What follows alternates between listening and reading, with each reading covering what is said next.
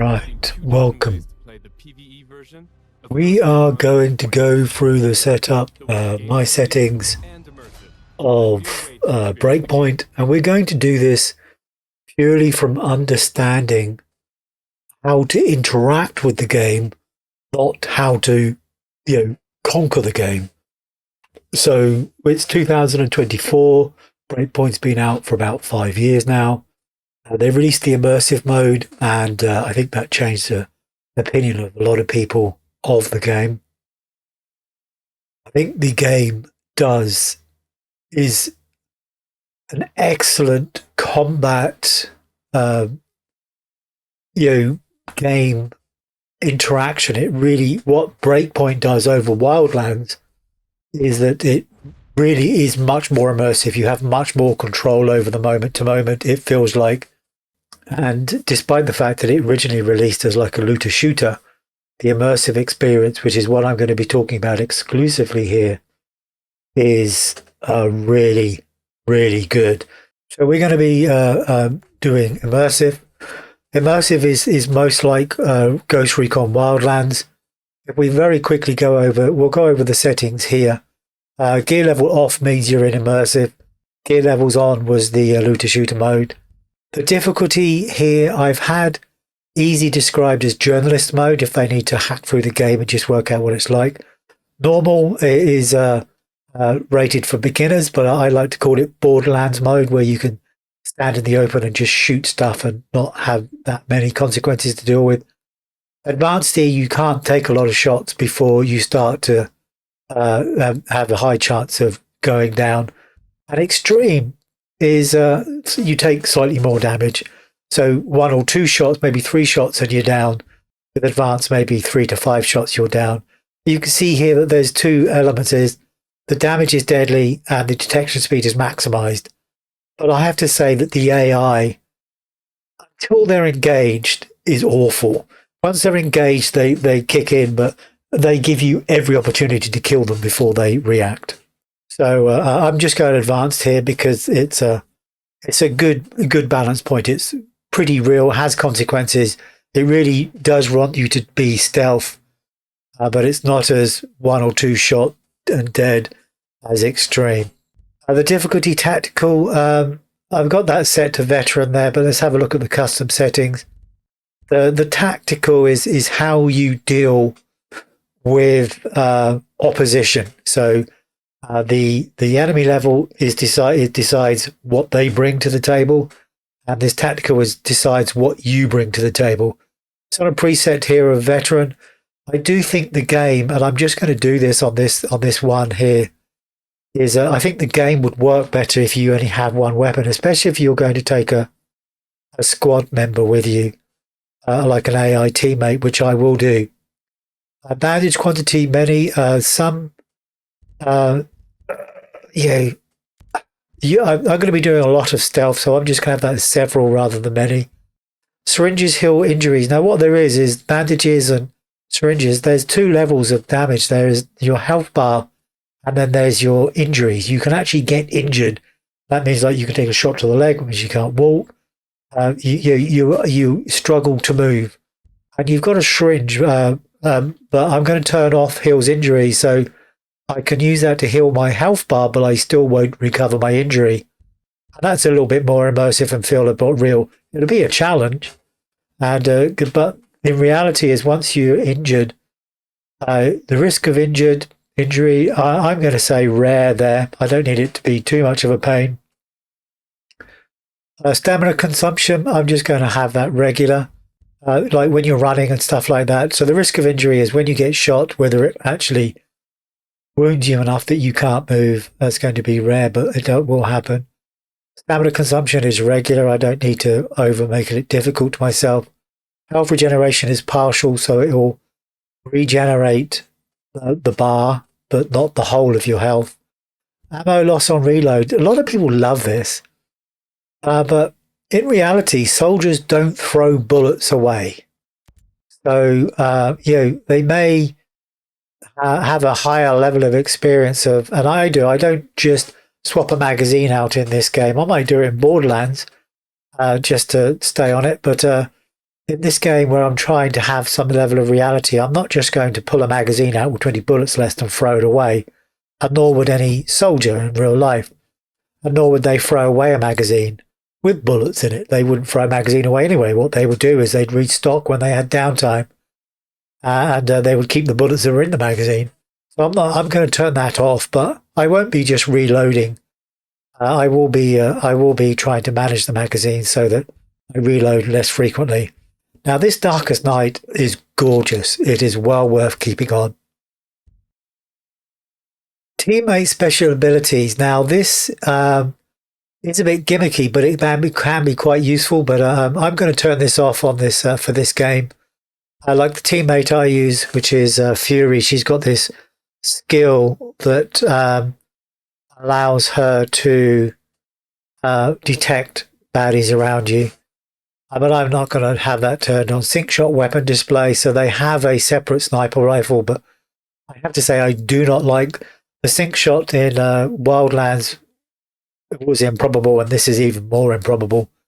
Yeah, you could be at the bottom of a hill, looking up at a hill, take the drone up, sync shot target a sniper in a tower, and your AI colleague can be facing the other direction behind you, lower down in a gully. No way they can have visible on and you press the sync shot button and the sniper in the tower is just dead somehow. Social bivouacs. I've got this set. I think this is veteran, which is, there is a shop at bivouac. No, there isn't a shop at all these little hideaway rest up places. Or is there a garage? That just breaks the whole interaction for me. So that's that element. So what we've done here is we've looked at the difficulty, which is what the enemy brings to us, the tactical, which is what we bring to the table, and then the interface is really interesting. Now what I'm going to do here is I'm going to set it to full. The reason I'm going to set it to full is because if you have just started the game, you don't know what the interface is. So if you start turning things off, you're not going to know what is annoying and what's useful. So I would, if you're just starting the game, turn everything to full, and then you'll know what's annoying, and then you go from there. We've just already looked at the bivouac stuff. We can just look at it again here. That's at the bottom here, and we're basically just having it to serve as a bivouac where you can rest up and power up a little bit. Right, so let's start the game. There's going to be no trade. There's going to be no cutscenes, no story. This is only my thoughts going from Wildlands into this game. There's quite a lot of gotchas at the start of the game for me to work out because I was expecting a Wildlands type experience. And it's more than Wildlands. It's something else. And so I could have saved myself a lot of time if someone had made a video like this for me. So the first thing we get into here is this character generation. The characters here are, if you've known ever known any soldiers, they all look like bloody plumbers. They don't look hard or gnarly, or a lot of them don't. They just look like ordinary people. But these are extraordinarily unsympathetic. So I'm just going to... You can customize all sorts of stuff, and I'm going to do some customization in a second with this character. The first thing the game shows you is that you need to be able to heal injuries, as we discussed already. And now the way that this whole thing works, one of the biggest changes is a lot of things like binoculars or your syringes or your bandages are on your equipment wheel. And you have to equip them before you can use them. So I just press G and she's going to get down and start healing herself. By bandaging herself up. What that will do is you get a bandage per bar that you've lost.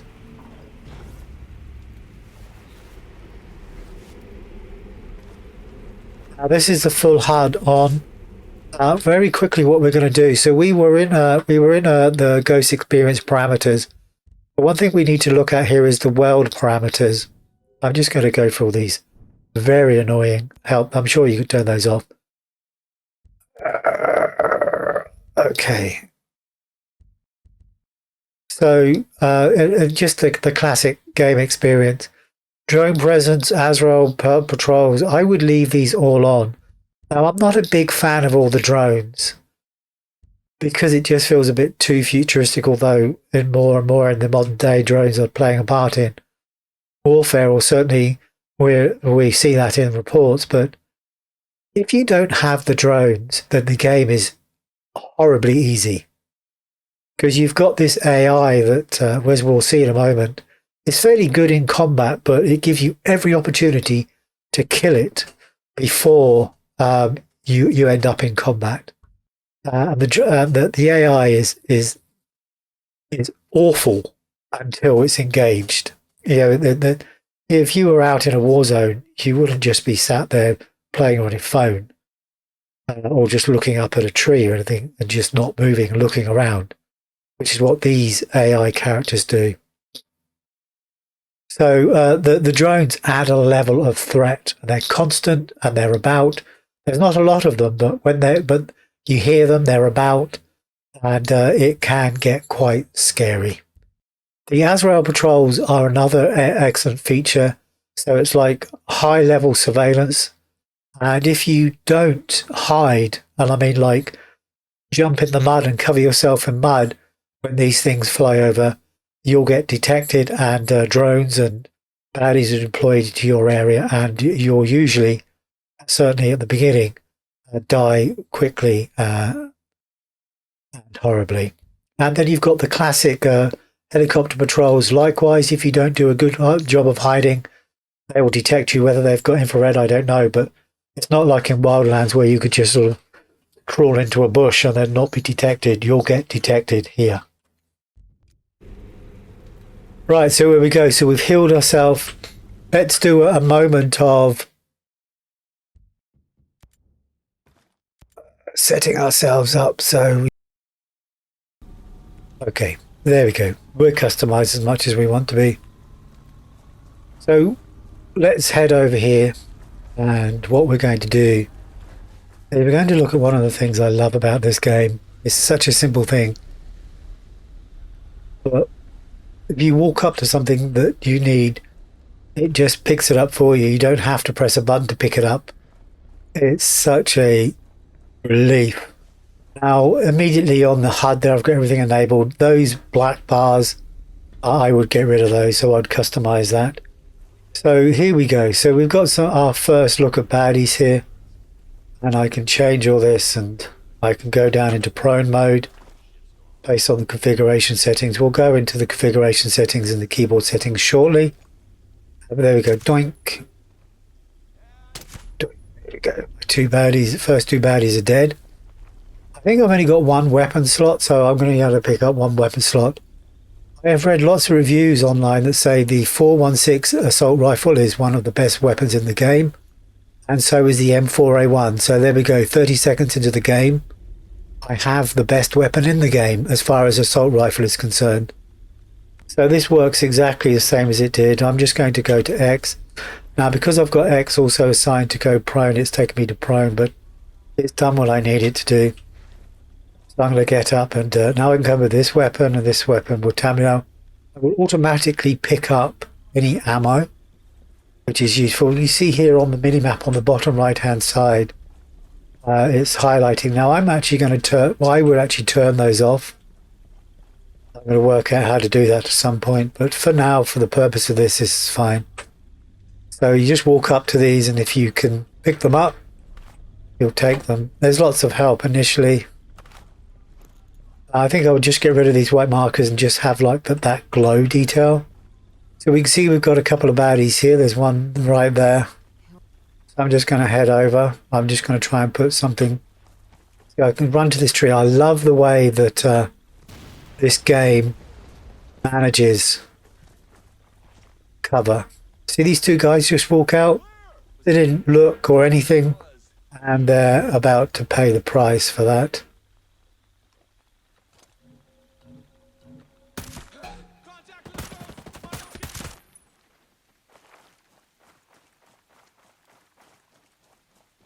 So there's no idea what that weapon is like. That weapon looks like it's a better weapon. Almost every weapon I see looks like it's a better weapon, but everyone says the 416 is a great weapon. Now, one of the things I love about this game is there's no messing around accidentally running up a ladder, because you have to, as you would in real life, you have to intentionally go up a ladder.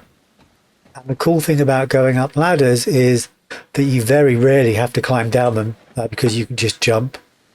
Yeah, it's been very rare that I've actually had to climb down a ladder. It's the same button to go down the ladder. Once you're on the ladder, you can press control by default, and you'll do like a Navy sailor type slide down. So let's move on to these crates. Now, these crates are important. Now, you walk up to this crate and you can see straight away that it's actually got a weapon inside it. Now, what you can do with crates that have weapons, you can dismantle them. And if you dismantle a weapon, you get the parts from the weapon, and you can actually use the parts to buff the weapons you are using. But you have to be careful, because you run up to a crate, of course, your first instinct is just to open it. And then once the crate is opened, you can't then dismantle the weapon, and then you can't get the parts. So you have to dismantle before you open. And so you have to get used to running up to a crate and not opening it until you know that there's no weapon inside it. If you do press E by accident, what will happen is the crate will open and it will equip the weapon automatically and drop the weapon that you've been busy nurturing and building up. Now, the way the weapons work in this game is that once you've picked up a weapon, you don't keep it forever. You have that weapon, and if you drop it and lose it, you've lost it. Everything you did to it is gone. Every buff and all that. So if you want to be able to keep a weapon, you've got to work out where the weapon blueprint is and then go and get that blueprint. And then if you lose a weapon, you'll be able to manufacture a replacement weapon of the same specification. So if you've got a good weapon, you keep hold of it. So I'm just actually going to go into the site there, and I'm just going to turn off the suppressor. You can see here a lot of my HUD has already hidden itself. It does it automatically. I press tab and it's brought the HUD back up. I can press tab again and the HUD has disappeared. It's pretty damn cool. So even though I've got a full HUD, it's actually only going to display the elements of the HUD that are relevant to the situation I'm in right now.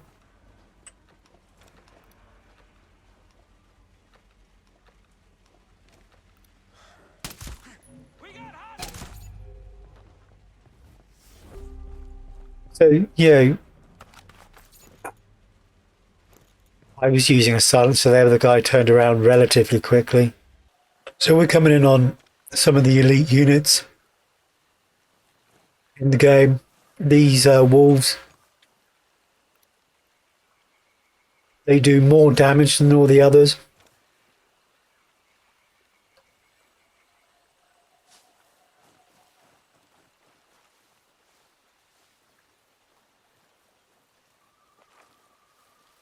But like all the others, not particularly paying attention.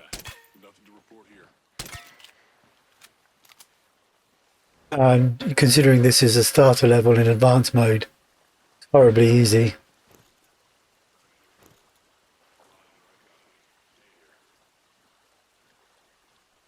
Let's try out CQC. Nothing to report.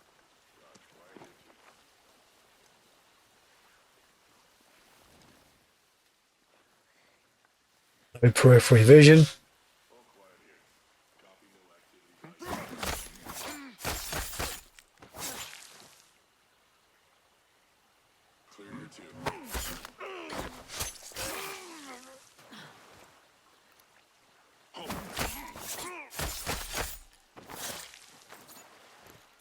Yeah, it's just all a bit easy, really. Now, like I say, they are the elite units, but the only real power-up they have is the extra damage. I have had one moment where the guy blocked me initially. I just kept hammering the CQC button and I just killed him. It looked like good hand-to-hand combat. And you walk over these plants, you pick them up, you'll craft them, or you can craft them. See how easy it is to move in on these two guys.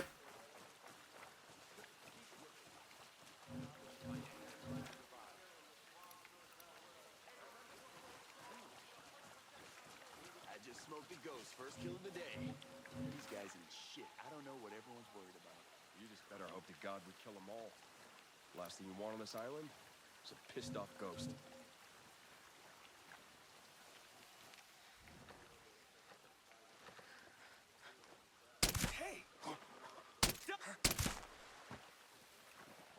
I had intended to shoot one and then CQC the other, but they were relatively alert to me. One guy seemed like he could at least see me out of his periphery, which was quite interesting. So we've got a weapon chest here. Now, if this was a weapon that we didn't want, we could just dismantle it. But actually, I'm going to drop my assault rifle here and take this. What it is essentially is a sniper rifle. I can't dismantle this, so I can't do anything with it. But I now have this sniper rifle. But what's good about this sniper rifle is I can change the zoom, and it effectively becomes a assault rifle. And what I can do is it can actually switch into multi-shot mode. Nobody I've watched on any videos says that this is any good, but I've used it and I really like using it. It's very powerful. You can hold a lot of rounds with it as well. I'm going to disable the suppressor. We don't need that. Let me just get down into a crouch position. Tag all these. And there's the commander there.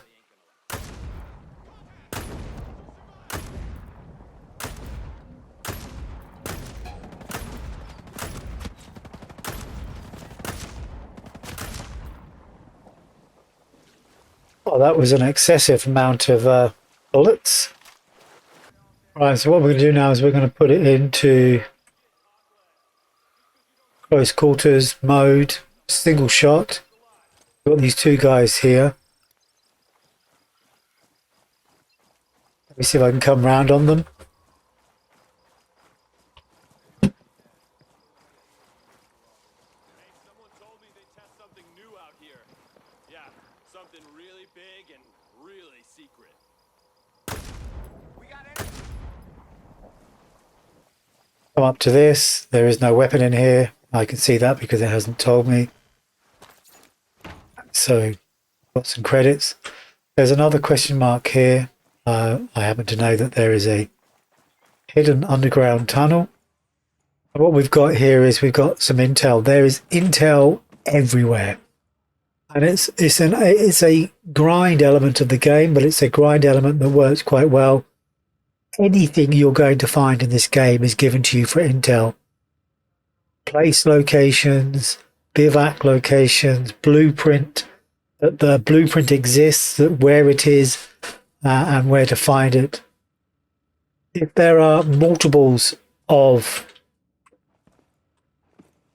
intel available at a location, there's probably one intel here. Don't be fooled by the up and down arrow on the left hand side. This intel here, there's only one intel. If there was more than one intel available, you would they'd be shown. So we're going to go up this ladder. And I think the MP4's in there, but I'm just going to dismantle it, so I've got some weapon parts.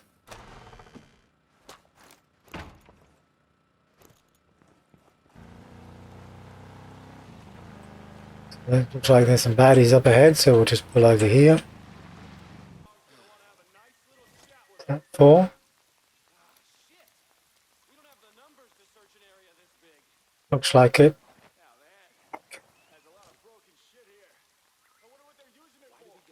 Okay.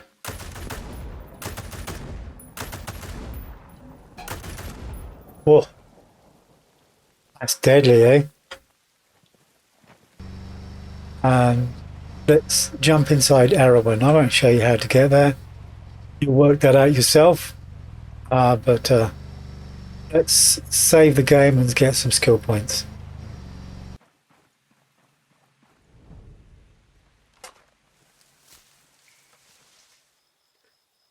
Right, so we have been to Erewhon. We've done all the talky bits we need to do. And we've got an AI teammate here, which is Fury. And we are just going to fulfill this first mission, which is a nothing mission really. I need to go back. I can restore the game save. So let's do Sharpshooter. I'm interested to see how that works. That now opens up all the skill points we can use. Now, the key thing to note here is this. It's got like a rucksack on it. And when you highlight it, it says equip this perk to get this effect. If I get this, it's automatically added. If I get this, it's automatically added to my mana, my abilities. If I get this, I can parachute. I'm not going to waste that on that right now. If I get this, it works. If I get this, what will happen is I need to equip it to make it work. This is one of those as well. I'm going to get this, equip that. A lot of these are equipable, and it's a pain because the maximum, I'm going to enable this, the maximum amount of equipable perks you can have in the game. I don't know where it's done. If it's lobby, it's